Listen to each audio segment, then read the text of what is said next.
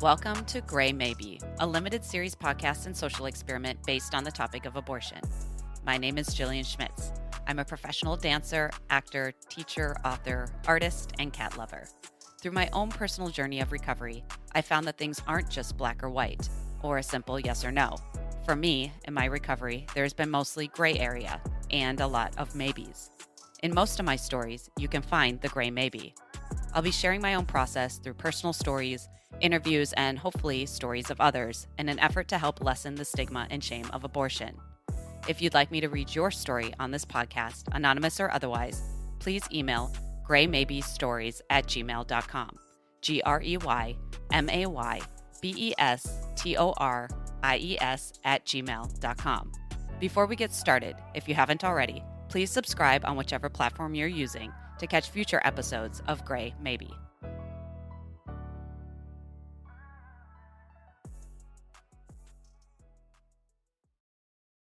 A note before we begin.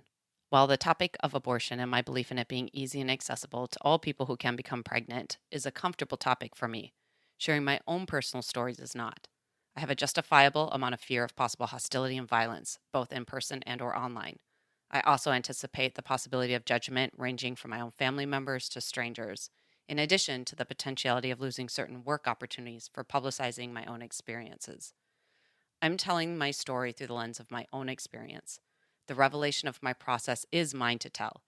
If you disagree with me or my views or story, know that I'm not speaking on anything other than my own experiences and viewpoints. Take what you like and leave the rest. Any feelings my story activates in the listener is for the listener to process and recover from. Any criticism you have based on my experience and choices are yours, and they're not my burden to carry. Welcome back. Episode 1 and 2 of this season focused on my two contrasting abortions. I've been asking listeners to send in their own abortion stories to be read anonymously or otherwise. I have received one. When I first decided to do this podcast, I wasn't sure if anyone would write in or not. If no one did, or even if only a few people did, it would speak volumes. And, on the flip side, if I received so many stories that I didn't have time to read them all, that would speak volumes as well. I want to keep reiterating. I understand entirely why no one wants to share their stories. Perhaps we're just not there yet. The shame is too powerful, or maybe the sadness too deep, the anticipatory judgment too great. Self-silencing serves a purpose. It keeps us safe and comfortable. But I can't help but wonder, what is the cost of our silence? What is the cost of our silence to ourselves? What is the cost of our silence to young girls and women and people who can become pregnant? Are we experiencing the cost of that silence now, politically? And why do we even need to tell our deeply personal stories, to call for empathy and destigmatization for our basic autonomy and reproductive health care? Until this project, I had forgotten how many women I knew that had had abortions. They've reached out one by one, expressing their support and gratitude, and I've responded with variations of, I'm ready for your story, should you ever be ready to tell it. As fearful as I was to share my own stories for me, that fear has been replaced with a feeling like a rebel. It still feels a little scary, but now mostly feels bold. It feels like rejecting the norm and settling into true ownership of being a disruptor, an agitator. It feels like claiming my seat at the table of the rebellion. Without much further ado, I want to introduce this episode's story written and sent by fellow rebel Alexia Knight, author of Tinderella Diary, an erotic memoir, and its two sequels. She was born and raised in Los Angeles, where she currently resides. Here is her abortion story.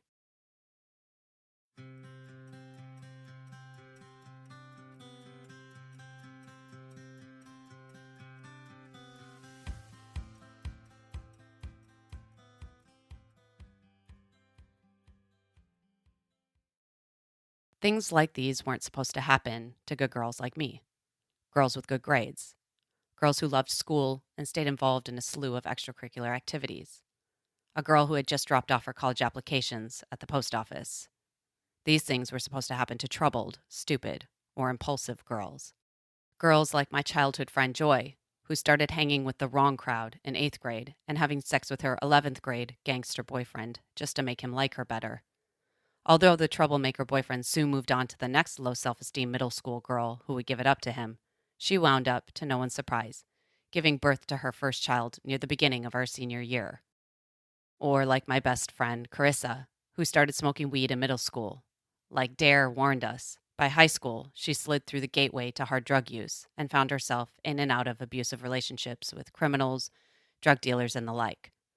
I was neither troubled, stupid, nor impulsive. I was the good girl. I was going places. Everyone knew it, including my sweet and slightly troubled boyfriend, Aaron, who broke up with me because he was going down a bad path and couldn't bear for me to watch in judgment.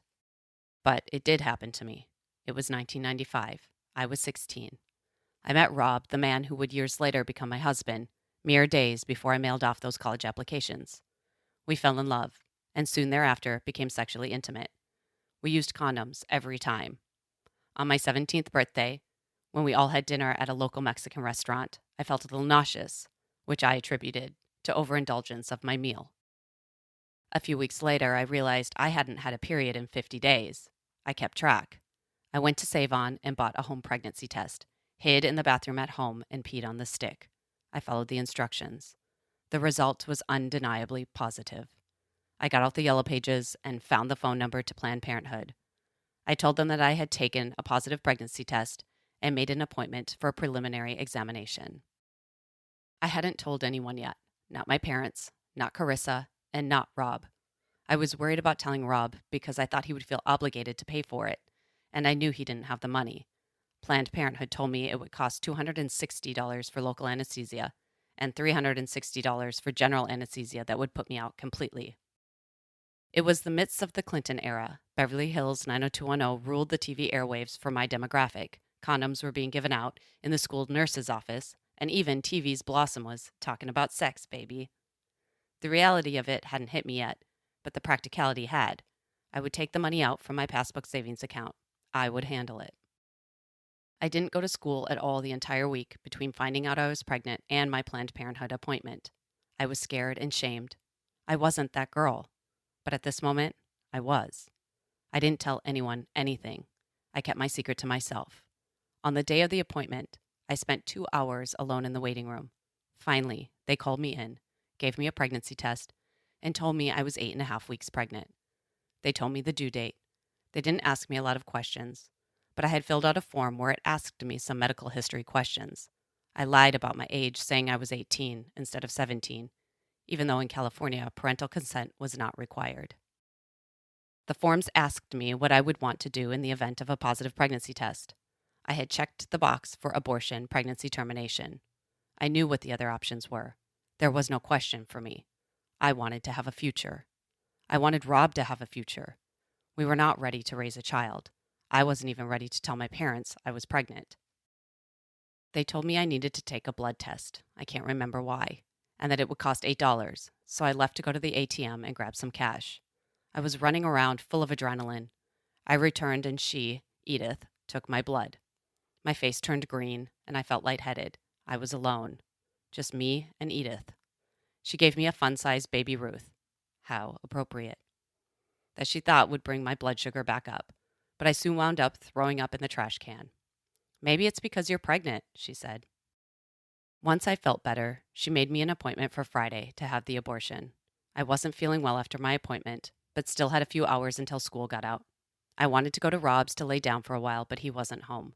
I went to Chris's house and waited for her. When she got home, I confessed to her about my predicament. She didn't quite believe me at first. And then when we met up with Rob later, she sat with me while I told him. He was, for lack of a better word, gobsmacked. But he said he would support me no matter what. Unfortunately, no matter what did not include finances, so I ditched school for the rest of the week and pulled money out of my savings account that I had been dumping birthday money into since I was a baby, my college fund. On the morning of the procedure, my mom was leaving for a weekend Vegas trip with her sister, and my dad was watching me. His day-to-day schedule was extremely predictable, so I would be able to work around him. I ditched school and picked up Carissa and Rob, who would also be ditching school and accompanying me to my appointment. I needed a licensed driver to drive my car home afterwards, and that was Rob. When I got to my appointment, I noticed all sorts of women in the waiting room. I thought the room would be full of teenagers. I particularly noticed a woman who appeared to be in her 30s or 40s with a man. She looked sullen, and he looked indifferent. I filled out a ton of paperwork and I was called to pee in a cup. I waited about an hour in the waiting room with Chris and Rob, and then I played musical rooms for another hour. I changed into the stupid backless robe. They gave me a muscle relaxer pill that I couldn't swallow, so they gave me some apple juice and I chewed it up, tasting the bitterness mixed with the dull sweetness of the juice. The doctor, an African American female, and two nurses, both Latina, sucked the life out of me while they talked about what curtains in the kitchen would match the new tile. They were trying to distract me while I stared at the holes in the ceiling, looking for patterns. I had never even had a pelvic exam before. The procedure was over quickly and it didn't hurt, but as soon as they took the metal apparatus out of me, I cried. Tears of relief, I think. They asked me if I was in pain. I was not. I was not terribly upset. They said it was likely the hormones or maybe the medications. They took me to a room called the recovery room, which consisted of 3 reclining chairs facing the same direction. I saw some of the same people I remembered from the waiting room, including the older woman. She was sobbing and looking miserable. I was feeling fine. I was sitting on a huge pad. They gave me crackers and apple juice. I had practically no cramping, but I felt alone. I wanted Rob. I was clutching the paper chain he gave me that I was wearing as a bracelet. Hey, it was the mid-90s. They soon let me get dressed, and I went out to the waiting room and Rob drove us home. I went home and went to sleep. It was 4:30 p.m. My dad was not home. He would be home around 7:30 p.m. I didn't wake up until the next morning. My life quickly went back to normal. I stopped bleeding rather quickly. I resumed my normal social life the following morning with not so much of a discussion about the day before. I went back to school on Monday and made up some crazy excuse about why I had missed 2 weeks of school. My grades weren't badly affected. There was an attendance policy that was supposed to bar me from going to the prom or walking the stage at graduation. But since I was a good girl, they swept it under the rug, and I suffered no consequences. Rob and I went to the prom together. I went away to college only a few hours away. The first year, I lived in a dorm, and the rest of the years, we lived together in a one-bedroom apartment. After I graduated, we moved back to LA and joined the working world. We eventually got married, and 15 years later, we welcomed our wanted, planned, and perfect child into the world. On our terms, when we were ready, when we could afford it, when we could give our child the best chance possible to thrive. We have no regrets. About a year later, I was still breastfeeding and had just had an IUD removed because I thought it was giving me headaches. I was trying to decide what my next move would be for birth control. Something was going on. I knew the symptoms. When I was pregnant with my child, I had very similar symptoms to when I was a pregnant teen. The distinctive smell of my urine, the low-grade nausea, even the weight loss. I knew I was pregnant before I even got the results back from the 99-cent store pregnancy test. We discussed it. Could we have another baby? Did we want another child? The clincher was the fact that after I gave birth, I had massive complications that almost killed me. The childbirth experience left both of us with PTSD. He remembered sitting in the waiting room after I was undergoing emergency postnatal surgery, thinking I wasn't going to make it, and that he was going to have to raise our child alone. I remember seeing tears streaming down my parents' face when I came into the intensive care unit. They thought they were going to lose their baby. That feeling was so much more impactful than how I felt after my teenage abortion. Everyone thought I was going to die, but I pulled through. There was no way I was going to risk leaving my husband alone to raise my son without a mother. If something should happen to me, I couldn't do it. This time, I was insured through Kaiser, so I called them and told them I was pregnant, and they referred me to a clinic in the area that would perform an abortion. The cost, $20. This time, I had the option of taking the abortion pill, but I was unsure, so I chose to go ahead with another surgical abortion. However, this time, I would be put under. This time, I was in a different building, but the same musical rooms, the same backless gowns, and the same sad-looking woman and feckless-looking men. In a complete role reversal, I remember seeing a 16-year-old girl crying in the waiting room, inconsolable. A dumb-looking teenage boy and her mother accompanied her. This time, I was the older woman. I wanted to tell her, "You're going to be okay. You're going to get through this. It's not going to hurt too much. Everything's going to be fine." But I kept my mouth shut. I remember being sat on a bed in a very large operating room, wondering how long it would take me to be out cold. And then I was awake and no longer pregnant. I have never in my life felt such a relaxing state as I did when I woke up from that general anesthesia after having my second abortion in my mid 30s.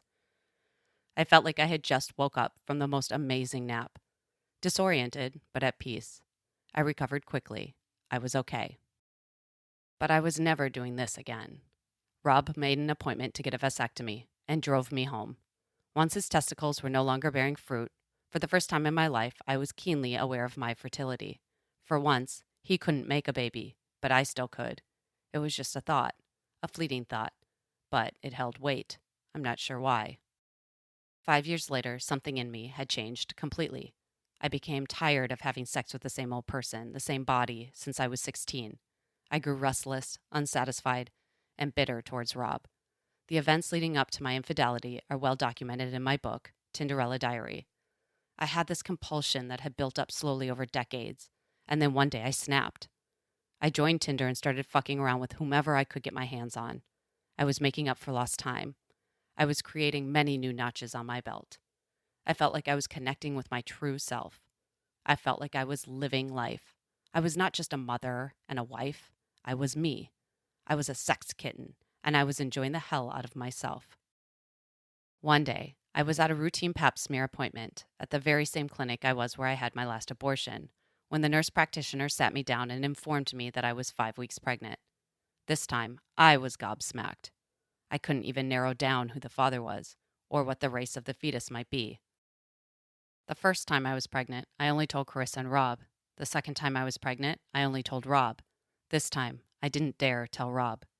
During my appointment, I happened to be fielding texts from one of my regular partners, Edward, so I confessed to him. I'm pregnant. Do you know who the father might be? He asked. No, I replied, but then added, It could be you. Yeah, he responded. Then he added, I'm here for you. Like Rob in the 90s, Edward was in no position to help me, but it was very sweet that someone who was just one of the pack was showing me such kindness and compassion. He was the only person I told. This time, I chose to take the abortion pill. They explained how it would work, and it seemed like this would be a lot easier than worrying about anesthesia and rides home and what bullshit excuse I would give to Rob when I got home. I would have to wait 2 weeks for the medicinal abortion just to make sure the pregnancy was not ectopic. I even had sex with Edward and others during this short pregnancy. Edward offered to come with me to my appointment. I thanked him, but told him it was not necessary. They gave me a pill in the office, mifepristone, to dislodge the fetus, and another one, misoprostol, to take at home the next night to initiate the expulsion of the tissue from my body. They also prescribed me antibiotics and painkillers. When I left the clinic after taking the first pill, I went on with my life and my job as normal. The next night, when I took the second pill, I had very light cramps and went to sleep. I had told Rob I had started my period, and to me, that's what it felt like. The bleeding was relatively light and didn't last very long. I didn't even take the painkillers. And when I went to my follow up appointment 2 weeks later, the nurse practitioner marveled at how minimal my symptoms were and how easily my body recovered. I was now 40. I didn't even think I could get pregnant anymore, I joked to the nurse. What I really think of most is how much we as humans don't talk about abortion. I think most of the guilt and shame and negative emotions surrounding terminating an unwanted pregnancy come from society and this idea that abortion is murder. This catchphrase oversimplifies the problem and places the blame solely on women's shoulders. Another thing I think about, especially with the medicinal method of pregnancy termination, is how easy it was. There was no baby ripped from me, no tiny skull being crushed. Yes, an ultrasound was performed, but it was for my safety and not to guilt trip me. There was no more blood and tissue expelled than a typical menstrual period. I feel empathy for those who try to conceive and can't, or people who have experienced miscarriages. But their problems are not my problems, and my problems don't negate theirs. Every woman should have the right to plan her own family. I also feel some sadness for men who want a child, and a woman's freedom of choice infringes with that. That's a valid concern, but a much smaller problem than forcing women to bear children and or the consequences. This brings me to another point and another catchphrase, my body, my choice. While I believe that this is fundamentally true, I feel like this slogan is divisive and unfairly places all the burden on the woman. It pits men against women and makes men feel powerless. And when men feel powerless, they do more to exert control over women. We need to stop framing abortion as a woman problem. It's a society problem. We need to stop framing abortion as a political and legislative problem. It's a personal and medical problem. We need to stop criminalizing abortion and instead do more to prevent unwanted pregnancies by giving young people truthful and accurate information about sex and birth control. We need to have honest conversations about consent and rape. We need to tell the truth about abortions, what happens to the body, what it feels like, etc. Men want abortions just as much as women. Women love babies. Remember, we're caregivers. Men are the ones who panic and force their mistresses to have abortions and then murder them when they don't.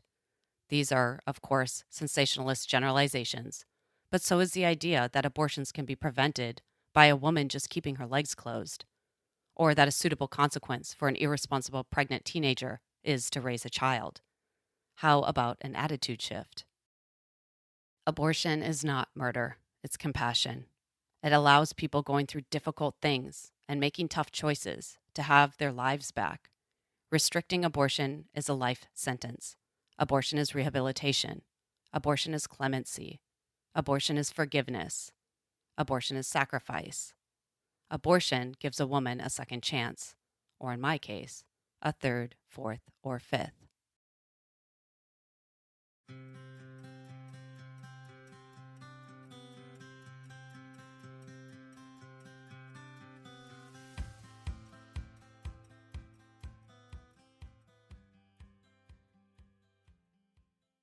There's one thing in particular I couldn't stop thinking about all week in Alexia's story. It's a detail that I think needs to be highlighted. When she wrote that she pulled money out of her savings account that she had been dumping birthday money into since she was a baby, her college fund. It might seem like an odd thing to fixate on at first, except if you think about it, in 1995, $260 would be roughly $506 today. Her other option of $360 in 1995 would be around $700 today. According to the Guttmacher Institute, more than half of women who get abortions spend the equivalent of more than one-third of their monthly income on the procedure and the associated costs. A full year's worth of birth control pills on average is equivalent to 51 hours of work for someone making the federal minimum wage of $7.25 an hour. One of the most effective birth control methods, the IUD, upfront costs are nearly a month's salary for a woman working full-time at minimum wage. Harvard T.H. Chan School of Public Health student Lena Nitin Kulkarni, MPH 2019, writes, over the course of her adult life, a woman could spend an estimated $15,000 on pap smears, HPV tests, birth control, and feminine hygiene products. She also calculated the out-of-pocket costs for pregnancy care and childbirth and how her wages and benefits might have been impacted if she had a child on her former salary as a teacher. The price tag added up to $154,643, the price of a Porsche, or 4 years of college tuition. The Peterson KFF Health System Tracker states, health spending during a woman's reproductive years is twice that of men, the difference often being the enormous maternity care costs of pregnancy and delivery. According to Health Affairs in 2015, average being the optimal word here, the average out-of-pocket spending for women with employer-based insurance was around $4,500. The Affordable Care Act did expand coverage and reduced many out-of-pocket costs, and it barred discrimination in health coverage and higher premiums based on gender. However, women of color are still more likely to be uninsured than women overall. Women who have abortions are disproportionately poor. Over 42% are from families with income below the federal poverty line, and an additional 26% from families earning less than 200% of the poverty line. Women denied abortion were worse off financially 1 year later than women who terminated a pregnancy. Government-imposed restrictions and obstacles to reproductive health care increases the cost of this care.